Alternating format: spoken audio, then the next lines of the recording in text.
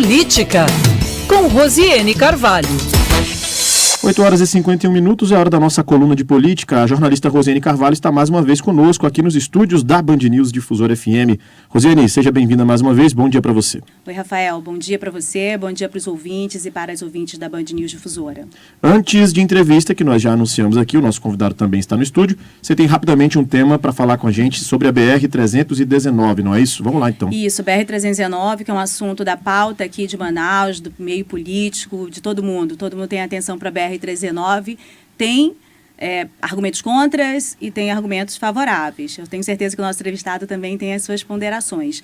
Mas é importante colocar, Rafael, a gente tratou ontem que um grupo de indígenas, inclusive o presidente da COIAB, o Toia, que nos deu entrevista há pouco tempo, faria uma coletiva na Alemanha, lembra? E a gente estava falando sobre essa pauta amazônica, a pauta que nos diz respeito de interesse internacional. Pois bem, o The Guardian também publicou uma longa matéria, uma matéria muito extensa, ontem sobre a BR-319. Essa matéria foi feita em parceria com vários veículos e é responsabilidade aqui da Amazônia Real, da Agência de Notícias Amazônia Real, e assinada pelo nosso colega Leanderson Lima. Matéria muito bem feita, longa, falando sobre os empecilhos de se fazer uma BR de qualquer forma num espaço por onde avança o desmatamento na Amazônia. Recomendo a leitura para vocês. E aí a gente segue aqui para a nossa entrevista.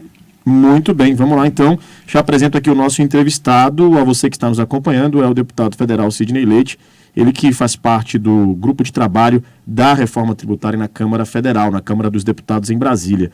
Deputado, muito bem-vindo mais uma vez conosco aqui na Band News Difusora FM, muito obrigado pela gentileza de nos atender. Um bom dia, tudo bem? Bom dia, bem obrigado, Rafael. Só pegar aqui, deputado, por favor. Bom dia a todos os ouvintes, bom dia a você, Rafael, Jennifer, Rosiane, né? E cheguei aqui essa noite para a madrugada em Manaus, já com esse que não é um relatório, né, do texto em si, mas são as diretrizes desse período todo de audiência pública, de debate, de diálogo, seja com lideranças políticas regionais, lideranças políticas nacionais, mas também com os setores produtivos da sociedade civil organizada. Muito bem, vamos falar sobre isso então hoje. Esse é o tema desta entrevista. Nos próximos 20 minutos falaremos sobre a reforma tributária e sobre também as propostas do Amazonas para as eventuais, eu diria até inevitáveis perdas em relação à reforma tributária. Rosiane Carvalho, você assina esta coluna, faça as honras, por favor. Obrigada, Rafael. O deputado Sidney já começou pelo ponto polêmico aqui para a Zona Franca de Manaus, que eu tenho certeza que ele ouviu assim que ele chegou de mim, mas deve ter ouvido de várias pessoas. A gente sentiu falta nesse texto final do grupo de trabalho, do relatório. O deputado coloca que são diretrizes, mas a gente ainda não tem indícios do que vai acontecer com a Zona Franca de Manaus, com essa alteração, né, das alíquotas que dizem respeito às vantagens competitivas da Zona Franca de Manaus. Mas para iniciar, porque o assunto ele precisa ir de parte em parte, eu queria que o deputado Sidney explicasse de forma geral como vai ficar o regime de tributação nessas diretrizes que estão apresentadas neste relatório entregue ontem. A primeira coisa, Rosiane, é que para o cidadão, quando você for num restaurante, quando você for no mercadinho, no supermercado, vai estar lá o percentual da alíquota do imposto e quanto foi pago. Vai estar na hora, certo? Nós ainda vamos definir, mas está certo que nós vamos ter o cashback. Se é para as pessoas que estão nos programas sociais do governo, certo? Esse terá que ser um número a ser definido. E em que produtos isso ocorrerá? Ou nós teremos um valor, como por exemplo até R$600. Então, falta ajustar os detalhes, mas o cashback terá aquele cidadão que estiver enquadrado nesse modelo, o que eu defendo é que ele tenha um desconto automático, certo? Se a sua compra, se o teto for, por exemplo, essa linha dos R$600, que ele terá o desconto, se a alíquota for de 25%, ele terá um desconto imediato na hora, na ponta, até porque eu defendo isso, nós temos tecnologia para tal. A outra questão é que tanto a indústria quanto o comércio e outros setores, nós não teremos acumulatividade. O que significa isso?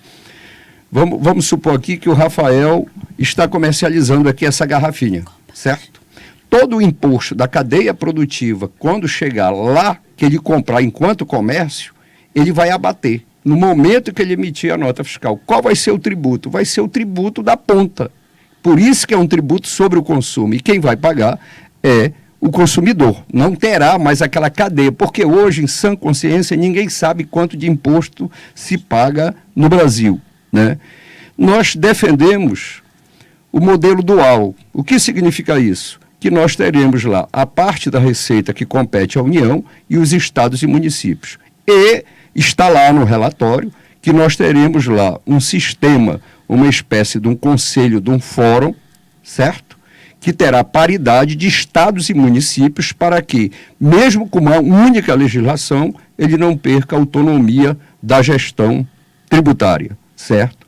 E uma coisa que eu tenho defendido muito, que é independente do Fundo de Compensação de Perdas, é o Fundo de Desenvolvimento Regional. E por que eu defendo isso? Porque hoje, se você juntar o Sul e o Sudeste, você tem, pelo PIB da indústria, mais de 70% nessas regiões.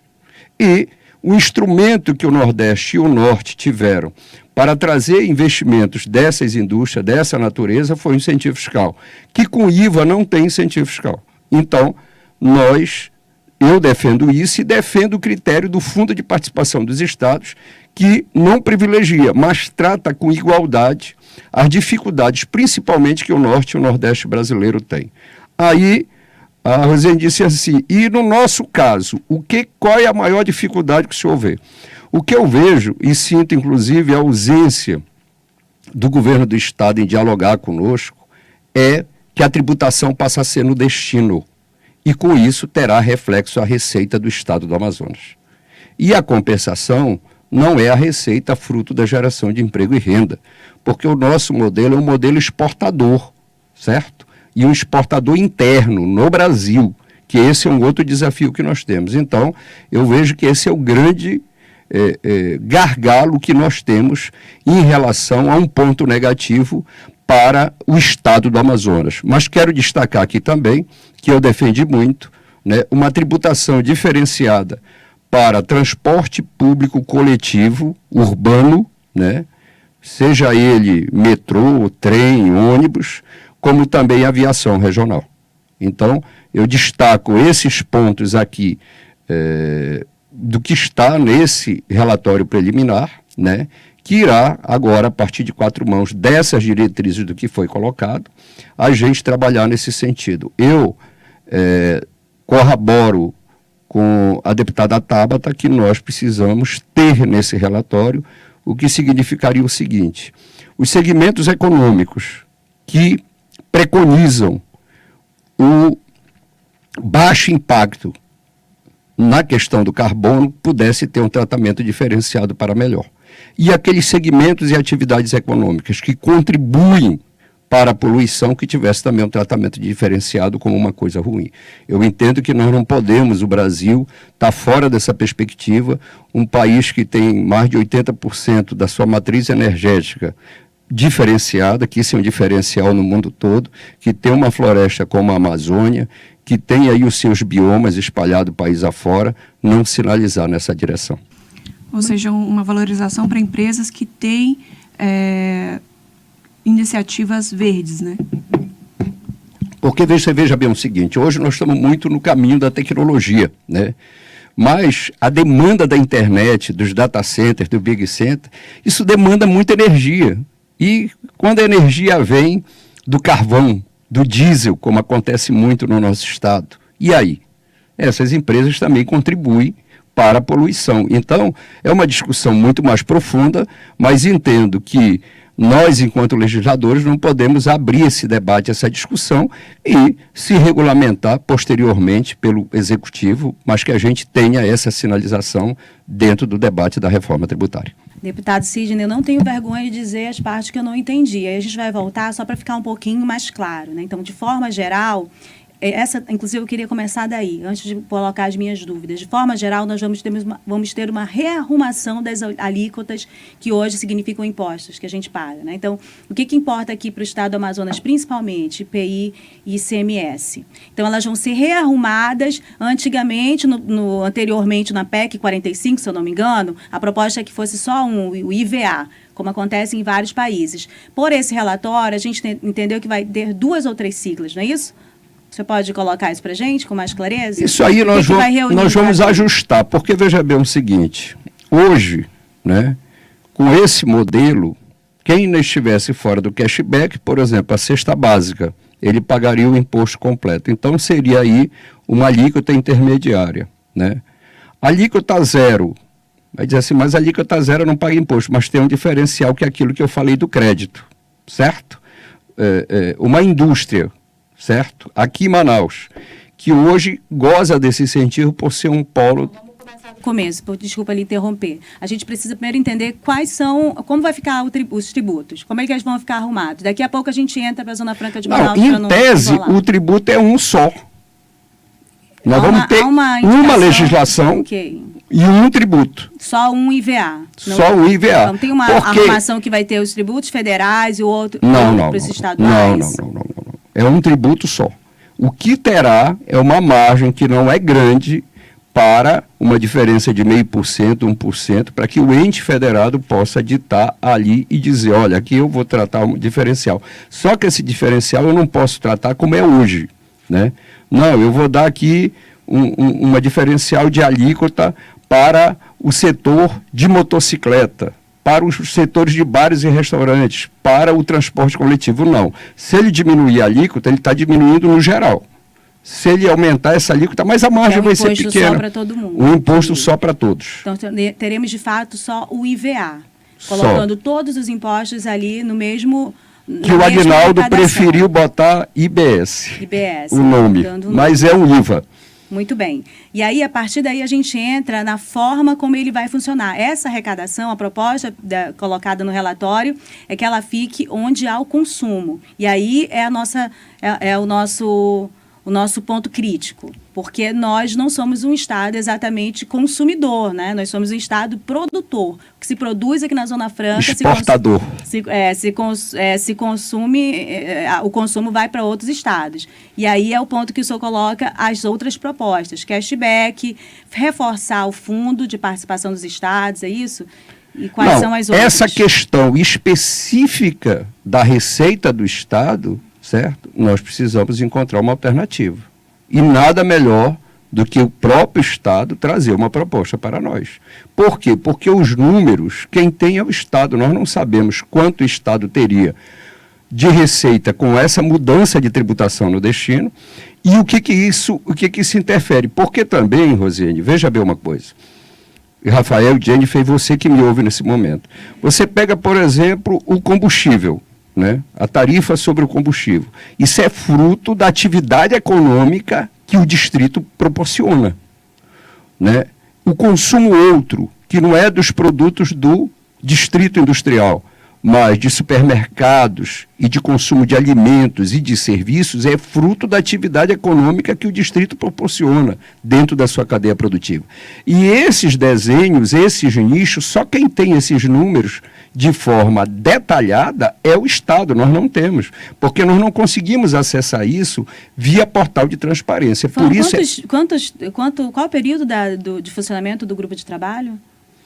Nós estamos aí desde março trabalhando. Desde março também, pelo que a gente está acompanhando, conversas entre o governo federal e o governo do Estado a respeito de uma alternativa para a Zona Franca de Manaus. E até hoje, nós não sabemos esses dados. Não, eu como parlamentar, que estou no grupo do trabalho, já me coloquei à disposição várias vezes, né? Nós não recebemos do governo do Estado uma proposta, né? O que se ouve nos corredores é que não se acredita que a reforma vai ser votada, né? Mas aí paciência, né? O grupo de trabalho existe. Ontem o presidente Arthur Lira disse qual é a data que ela vai iniciar a tramitação no plenário da Câmara, certo? E é fundamental que a gente esteja lá para definir, porque por mais que se ouça o governo federal pelos números, né? Porque quando você mexe nisso, você pode mudar o valor dessa alíquota, certo? E isso mexe de forma global, não vai mexer para o Amazonas, vai mexer de forma nacional. Mas quem está ali discutindo e debatendo com o relator e quem vai colocar lá somos nós, né? É lógico que o governo será ouvido, inclusive, de números, porque a Receita Federal tem todos esses números também, né? Não no que diz respeito à Receita do Estado do Amazonas, mas eu entendo que esse diálogo é fundamental. Quantas reuniões vocês tiveram com o governo do Estado e com a Secretaria de Fazenda nesse período? Com a Secretaria de Fazenda, eu tive uma conversa, né, a passant, numa reunião que, inclusive, eu provoquei de nivelamento no centro da indústria e outra em Brasília. Mas dizer para mim, para o deputado Saulo, pelo menos que eu tenha conhecimento, para o deputado Adail, está aqui a proposta do governo do Estado, até hoje nós não recebemos.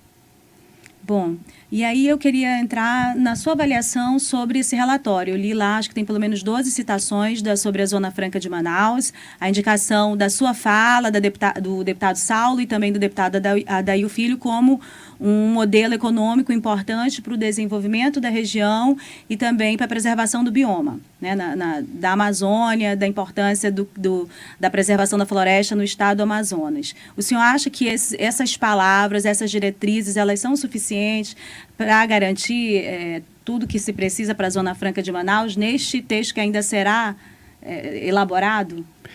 Veja bem o seguinte, a sua pergunta é muito interessante. Eu entendo que nós precisamos aí garantir duas coisas. Primeiro, e eu defendo isso, que o texto que vai para a PEC, né, porque tem gente que quer colocar tudo na PEC. Se for fazer isso, nós vamos ter não é uma reforma tributária, é uma reforma, é uma constituinte, e não dá para fazer isso. Que garanta essa referência que nós temos hoje na Constituição até 2073 e que a gente possa, dentro do que você colocou, nós vamos sair aí de uma média de 7 tributos para 1 e para uma única legislação, certo? Que a gente possa garantir essas vantagens comparativas. Qual é o desafio do que a gente tem conversado hoje?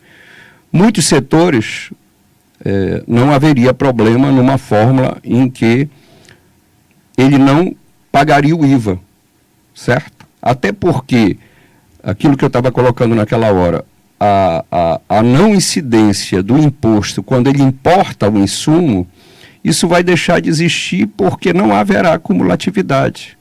Isso não será mais uma exceção da Zona Franca, certo?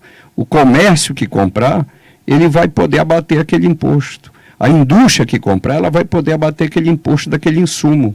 Isso vai valer para todos, não vai mais valer uma coisa exclusiva. E tudo que vender para fora do país também não terá tributação, porque será o tributo só do consumo. Aquele tributo todo da cadeia, ele acaba, tá certo? Então, essa é uma grande vantagem da proposta dessa simplificação.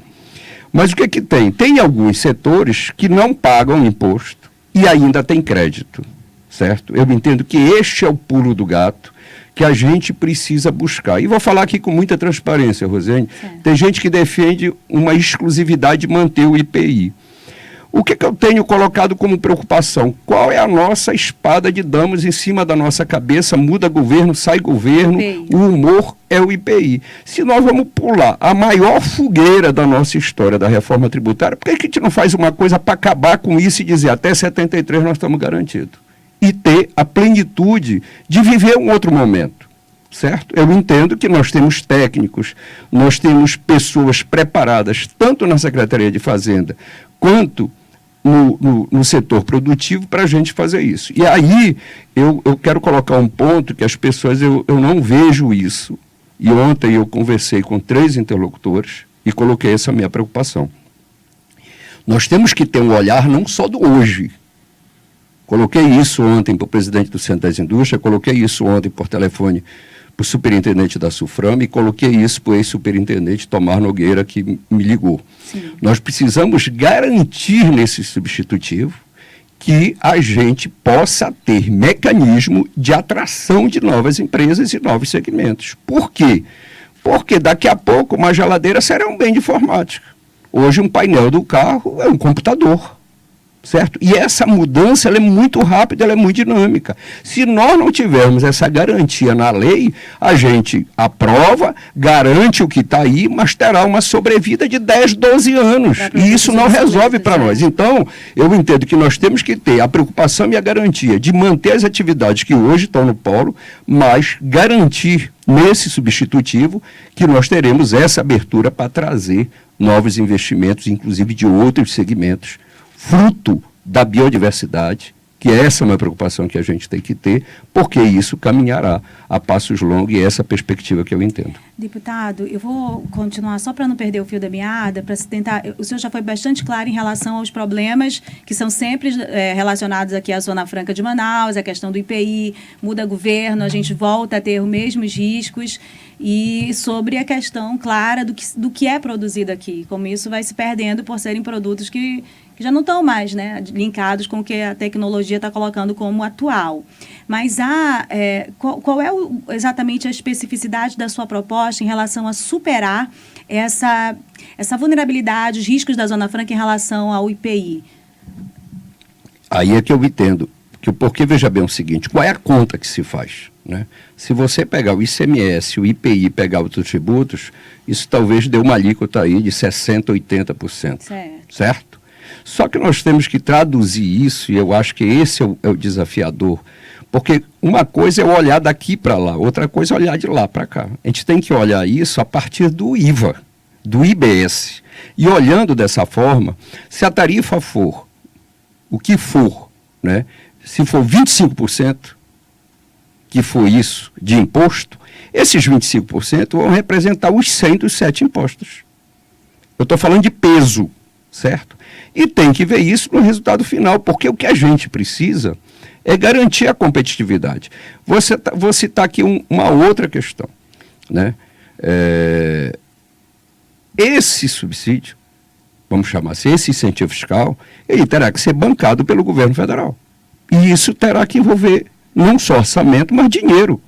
Quando o Tomás me mandou depois, ficamos até brincando, eu disse assim, é porque o Tomás gostou desse nome americanizado, né? O cashback, mas não tem como, tem que ter recurso, porque quando a gente fala de botar no orçamento, de garantir isso, nós estamos falando de dinheiro. Pode mudar o governo e alterar o fundo. Não, mas se isso estiver garantido na lei, não. Se isso estiver garantido na lei. Porque vira de novo uma guerra jurídica. Não vira, porque veja bem o seguinte, no modelo do IVA não tem incentivo fiscal.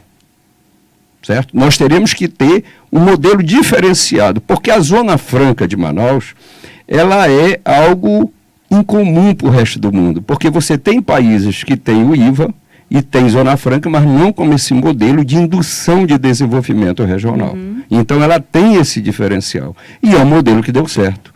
Né? Porque lá atrás, quando lideranças políticas como o legislador, o Juscelino Kubitschek, pensaram na Zona Franca, não tinha essa perspectiva ambiental do resultado que ela deu. Nós temos problema de governança? Temos, mas isso é uma outra coisa. Né? Isso é uma outra questão, não é a questão do papel do que ela representa, das riquezas que ela gera, da oportunidade que ela coloca para o Amazonas. E do caos que pode representar ela não continuar também, né? Assim. Com certeza, não tenha dúvida. E isso refletirá não só no estado do Amazonas, mas em Roraima, Macapá, Santana, Rondônia e o Acre. Não tenha dúvida disso. Aproveitando essa deixa, deputado, eu queria perguntar do senhor como é que está a receptividade em relação à Zona Franca, né? Porque a gente ouve muito dos representantes aqui do estado do Amazonas. Agora há pouco a gente inclusive colocou no ar uma fala do deputado Aguinaldo falando sobre, apontando e reconhecendo a essencialidade da Zona Franca de Manaus. Mas ao mesmo tempo existe muita dúvida e muito receio quando se fala nessas discussões todas de propostas, quando o senhor fala que não houve uma proposta do governo do estado apresentada ainda. Tem uma proposta que foi apresentada pela CIF, que a gente falou sobre isso aqui, sobre o cashback. O doutor Tomás Nogueira falou com a gente, disse que era viável, que achava que podia acontecer. Mas como é que está essa fala nos bastidores, essa fala nas discussões, nos debates, dentro lá do grupo de trabalho e também dessa comissão toda que vai fazer essa votação, em relação à importância da Zona Franca? Qual é o discurso, qual é o tom que se fala em relação a isso? Rafael, essa colocação é muito importante. Veja bem o seguinte, eu participei de vários fóruns, né, fora inclusive do meio dos deputados. Estive lá no encontro dos fóruns do governador do Nordeste, que houve uma audiência pública. Estive no debate do Fórum Nacional, né, dos governadores, como também dos governadores do Norte. Até esse momento, não há nenhuma fala contrária ao modelo Zona Franca, certo? Então, é algo... Mas a gente tem discutido muito, Jennifer. Isso não é um diálogo de hoje. E tem mostrado os números e os resultados. E a fala do Aguinaldo e do Reginaldo, ela é fruto do que eles vieram ver, porque tem muita gente que fala sem conhecer, certo? De ouvir falar. certo? Então, isso é uma coisa, porque quando a gente tem dados, e eu estou pedindo isso da Receita Federal, inclusive cobrar, porque ele já passou do prazo, a Receita Federal diz que o incentivo fiscal da Zona Franca é de 50 bilhões, mas aí está incluído os incentivos do comércio e da região como um todo. Mas, mesmo assim, esse incentivo aqui, né, por tudo que a gente dialoga e conversa do polo industrial, não ultrapassa 25, tá certo? Mas sabe quanto é que está na lei atual orçamentária, o incentivo fiscal do governo federal para o norte do Brasil? 70 bilhões. Sabe quanto está no Sudeste? 210 bilhões de incentivo fiscal do governo federal. E é de lá que a imprensa mais nos ataca. E qual é o resultado prático disso do ponto de vista ambiental, do ponto de vista social, do ponto de vista da desigualdade regional? Nenhum. Certo? Então, quando a gente começa a discutir números e se aprofunda, a gente começa a desmascarar o que não é verdadeiro. Certo? Porque na outra mão, você vai ver a desigualdade dos investimentos na habitação, no saneamento básico. O governador Zema falou aquilo, a União está pagando uma dívida imensa, o povo brasileiro está pagando para o estado de Minas Gerais. E eu sei que aquela fala não reflete o sentimento do povo mineiro, é uma fala exclusiva dele. Como o povo brasileiro está pagando uma dívida do estado do Rio de Janeiro, certo? Agora, com desconhecimento, todo mundo fala, de ouvir falar. Agora, veja bem o seguinte aqui, eu queria abrir aqui um parênteses. Quando eu falo da proposta do governo do Estado, apesar de que não há também nem para o setor produtivo, a minha preocupação é no que diz respeito à solução da receita do Estado para garantir e financiar as políticas públicas. Essa que é a nossa grande preocupação. Tá certo? Porque ele tem as informações e, como diz a linguagem popular, ele sabe onde o calo aperta. Deputado, agora, uma questão. O senhor falou ainda agora essa situação do cashback, né, que vai para o destino. Isso vai transferir das empresas hoje para o governo federal repassar esses recursos para o Estado, é isso? Aí tu fizeste 3 perguntas em uma. Primeiro, esse copo aqui, que está na minha frente, é produzido lá no interior da Bahia.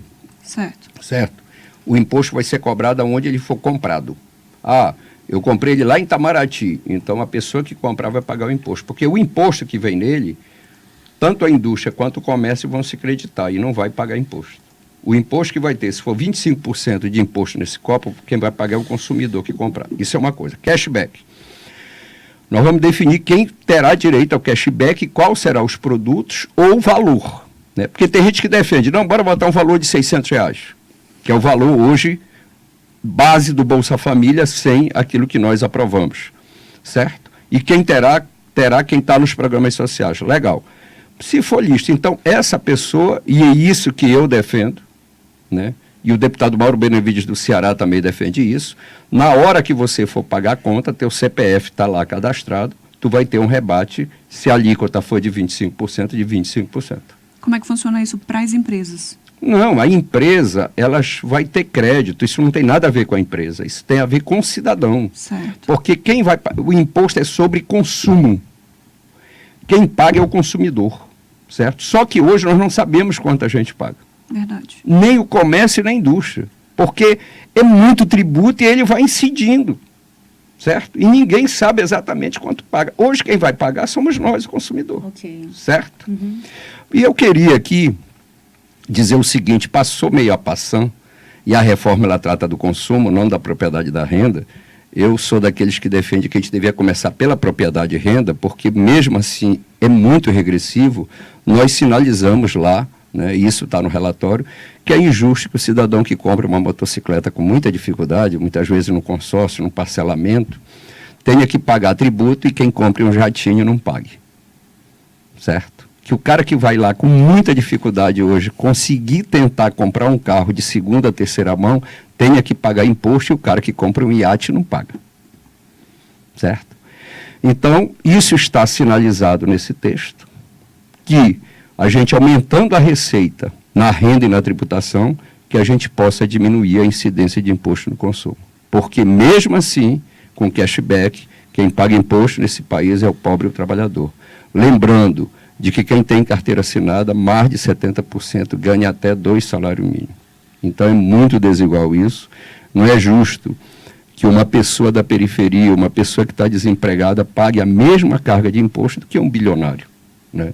Então, eu acho que esse é um grande avanço, mas nós precisamos corrigir essa distorção num país tão desigual. Bom, são 9 horas e 20 minutos. Você que está chegando agora aqui na Band News Difusora FM, a gente já esclarece. Estamos aqui na coluna de política com a jornalista Rosiane Carvalho. E aí eu e a Diane Brissol estamos aqui entrevistando o deputado federal Sidney Leite, que é do grupo de trabalho da reforma tributária, assunto importante, de extrema importância para a gente aqui no Amazonas. E aí vamos caminhando já para o fim aqui da nossa entrevista, Rosiane. Vou te dar a última pergunta para fazer aqui para o deputado que gentilmente nos atendeu. Olha, a explicação do deputado Sidney é sempre muito importante e eu tive a chance de mudar as minhas dúvidas. Agora tenho dúvidas mais específicas, mas porque não pela falta de objetividade do deputado Sidney, mas porque o assunto é muito complexo. Verdade. E ele requer muitos e muitos outros programas, muitas outras debates que a gente tem que prosseguir, Rafael, para conseguir compreender.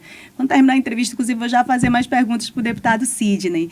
Mas, olha, deputado, eu queria que o senhor falasse um pouquinho aqui de outro tema que é muito importante para o estado do Amazonas, para a região amazônica, e que o senhor teve a conduta, o seu voto lá na Câmara dos Deputados foi de votar contra o marco temporal. Ele está em suspenso no Congresso, porque foi para o Senado, deve ter um outro ritmo de debate lá, mas hoje volta à pauta do Supremo Tribunal Federal. O que é o marco temporal? Ele fala a respeito de que data, né, uma tese que se inventou para privilegiar o agronegócio, os grandes produtores, o grande latifúndio do país, mas isso é extremamente nocivo para os indígenas, para estabelecer uma data de quando eles teriam direito às terras.